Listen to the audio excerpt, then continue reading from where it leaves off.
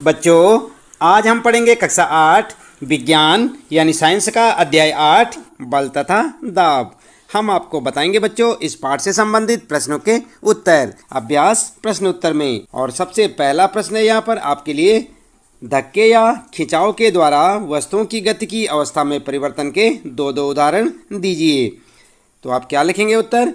आप लिखेंगे उत्तर में धक्के के कारण गति की अवस्था में परिवर्तन के उदाहरण और हेडिंग डाल देंगे बच्चों। और नंबर 1 लिखेंगे हॉकी के खिलाड़ी का गेंद पर प्रहार।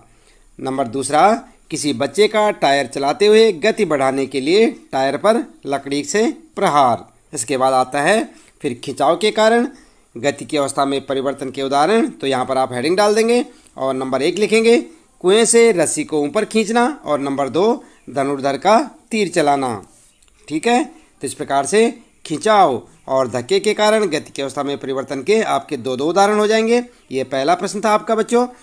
और इसके बाद आइए जान लेते हैं यहाँ पर दूसरा प्रश्न क्या है। ऐसे 2 उदाहरण दीजिए जिनमें लगाए गए बल द्वारा वस्तु की आकृति में परिवर्तन हो जाए। और उत्तर आप ठीक इस प्रकार से लिख सकते हैं। लिखेंगे उत्तर और लिखेंगे रबड़ बैंड खींचना और दूसरा रबड़ की गेंद को दोनों हाथों से दबाना। और आपका ये दूसरा प्रश्न हो जाएगा बच्चों।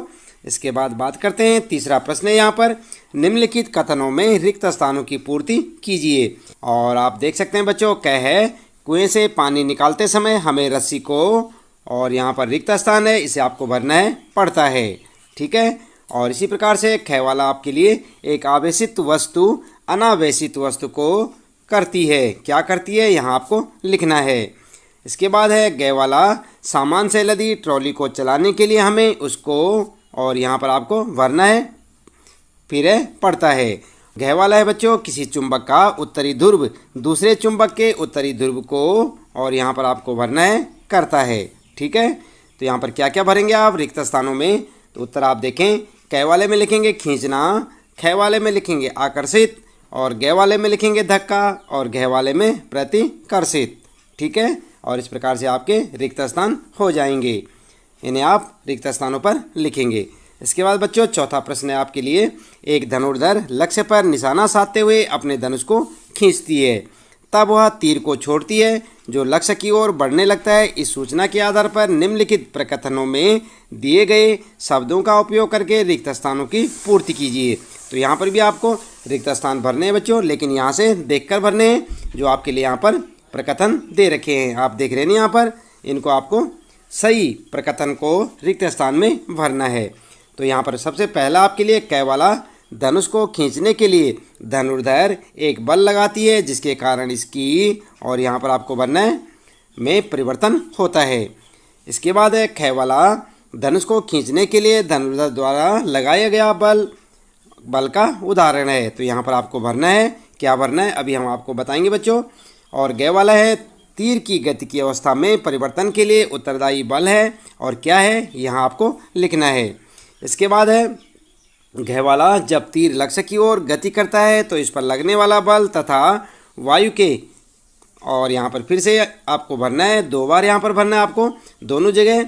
रिक्त स्थान 2 दे रखे हैं, घ वाले में के कारण होते हैं। तो क्या क्या आप लिखेंगे उत्तर में आइए देख लेते हैं। क वाले में लिखेंगे आकृति, और ख वाले में लिखेंगे पेशीय, ग वाले में लिखेंगे संपर्क, और घ वाले में 2 भरने आपको। तो पहला लिखेंगे गुरुत्व और दूसरा लिखेंगे घर्षण, और आपका उत्तर हो जाएगा। चौथा प्रश्न है बच्चों, उसके उत्तर आप इस प्रकार से रिक्त स्थानों में भर सकते हैं जैसे यहाँ पर आप देख रहे हैं। इसके बाद बच्चों 5वां प्रश्न है, और इसमें कहा है निम्न स्थितियों में बल लगाने वाले कारक तथा जिस वस्तु पर बल लग रहा है उनको पहचानिए।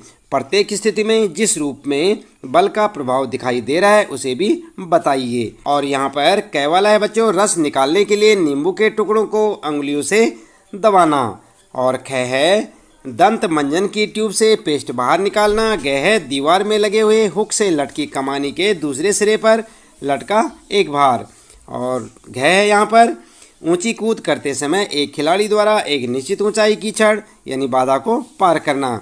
तो आपका उत्तर क्या होगा? उत्तर होगा आपका इस प्रकार से लिखेंगे। क में लिखेंगे रस निकालने के लिए नींबू के टुकड़ों को उंगलियों से दबाने के लिए बल लगाने वाला कारक मांसपेशिया यानी पेशीय बल है, तथा बल नींबू पर लग रहा है। बल के प्रभाव से नींबू की आकृति में परिवर्तन से नींबू का रस निकलता है। ठीक है, तो क का आप इस प्रकार से लिखेंगे और ख वाले का लिखेंगे बच्चों, दंत मंजन की ट्यूब से पेस्ट बाहर निकालने के लिए बल लगाने वाला कारक मांसपेशीय यानी कि पेशीय बल है तथा बल ट्यूब पर लगता है जिससे ट्यूब की आकृति में परिवर्तन से पेस्ट बाहर निकलता है। आई बात समझ में। और ग के लिए आप क्या लिखेंगे, ग के लिए लिखेंगे दीवार में लगे हुए हुक से लटकी कमानी के दूसरे सिरे पर लटके एक भार की दिशा में बल लगाने वाला कारक भार असंपर्क बल वस्तु है जिस पर बल लग रहा है वह हुक या कमानी तथा बल के प्रभाव से कमानी खींच जाती है। आई बात समझ में। और घ के लिए क्या लिखेंगे, घ में लिखेंगे यहाँ धावक के दौड़ने यानी कि गति के कारण शरीर को अतिरिक्त बल प्राप्त होता है जिससे वह अपने शरीर को आवश्यक ऊंचाई तक उठा सकता है। अतः यहाँ व्यक्ति को उसकी गति के कारण बल मिलता है, व्यक्ति के स्वयं के शरीर पर बल लग रहा है तथा इस बल के कारण व्यक्ति अपने शरीर को ऊपर उछाल पाता है। तो इस प्रकार से आपका इस प्रश्न का उत्तर हो जाएगा बच्चों। 5वां प्रश्न था ये और क्या क्या गए के उत्तर देने थे यहाँ पर आपको, इस प्रकार से आप उत्तर में लिख सकते हैं। इसके बाद बच्चों आगे देखते हैं, यहाँ पर 6ठा प्रश्न है और इसमें पूछा है एक औजार बनाते समय कोई लोहार लोहे के गर्म टुकड़े को हथौड़े से पीटता है, पीटने के कारण लगने वाला बल लोहे के टुकड़ों को किस प्रकार प्रभावित करता है। उत्तर लिखेंगे आप, एक औजार बनाते समय कोई लोहार लोहे के गर्म टुकड़े को हथौड़े से पीटता है, पीटने के कारण लगने वाला पेशीय बल जो संपर्क बल का एक उदाहरण है लोहे के टुकड़े को फैला देता है जिससे उसकी आकृति में परिवर्तन हो जाता है। आई बात समझ में। इस प्रकार से आप लिख सकते हैं बच्चों। ये आपका 6ठा प्रश्न है और उसका उत्तर आता है। फिर आगे 7वां प्रश्न और इसमें कहा है एक फुलाए हुए गुब्बारे को संश्लिष्ट कपड़े के टुकड़े से रगड़कर एक दीवार पर दबाया गया। यह देखा गया कि गुब्बारा दीवार से चिपक जाता है। दीवार तथा गुब्बारे के बीच आकर्षण के लिए उत्तरदायी बल का नाम बताइए। उत्तर लिखेंगे एक फुलाए हुए गुब्बारे को संश्लिष्ट कपड़े के टुकड़े से रगड़कर एक दीवार पर यदि दबाया जाता है तो वह दीवार से चिपक जाता है। इस दिशा में दीवार तथा गुब्बारे के बीच आकर्षण के लिए उत्तरदायी बल स्थिर वैद्युतीय बल असंपर्क बल है। ठीक है, तो ये हो जाएगा आपका 7वां प्रश्न और उसका उत्तर। फिर आता है बच्चों 8वां प्रश्न और इसमें कहा है आप अपने हाथ में पानी से भरी एक प्लास्टिक की बाल्टी लटकाए हुए हैं। बाल्टी पर लगने वाले बलों के नाम बताइए। विचार विमर्श कीजिए कि बाल्टी पर लगने वाले बलों द्वारा इसकी गति की अवस्था में परिवर्तन क्यों नहीं होता। आइए देख लेते हैं उत्तर। उत्तर में लिखेंगे यदि हम अपने हाथ में पानी से भरी एक प्लास्टिक की बाल्टी लटकाए हुए हैं तो बाल्टी पर लगने वाले बलों के नाम इस प्रकार से होंगे। नंबर 1 गुरुत्व बल और नंबर 2 तनाव बल। बाल्टी पर लगने वाले बलों द्वारा इसकी गति की अवस्था में परिवर्तन इसलिए नहीं आता क्योंकि इस दिशा में लगने वाला कुल नेट बल 0 है। ठीक है, तो ये हो गया आपका 8वां प्रश्न और उसका उत्तर। इसके बाद बच्चों फिर है आपका 9वां प्रश्न और यहाँ पर कहा है किसी उपग्रह को इसकी कक्षा में प्रमोचित करने के लिए किसी रॉकेट को ऊपर की ओर प्रक्षेपित किया गया। प्रमोचन मंच को छोड़ने के तुरंत बाद रॉकेट पर लगने वाले 2 बलों के नाम बताइए। उत्तर क्या लिखेंगे, उत्तर लिखेंगे जब किसी उपग्रह को इसकी कक्षा में प्रमोचित करने के लिए किसी रॉकेट को ऊपर की ओर प्रक्षेपित किया जाता है तो प्रमोचन मंच को छोड़ने के तुरंत बाद रॉकेट पर लगने वाले 2 बल हैं। कौन कौन से हैं बच्चों। नंबर 1 लिखेंगे वायुमंडल द्वारा घर्षण बल और नंबर 2 गुरुत्व बल और आपका उत्तर हो गया।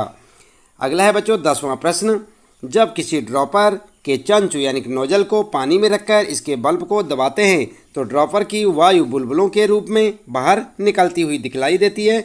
बल्ब पर से दाब हटा लेने पर ड्रॉपर में पानी भर जाता है। ड्रॉपर में पानी के चढ़ने का कारण है और यहाँ पर आपके लिए ऑप्शन दे रखे हैं बच्चों। आपको जो है इनमें से एक सही चुनना है।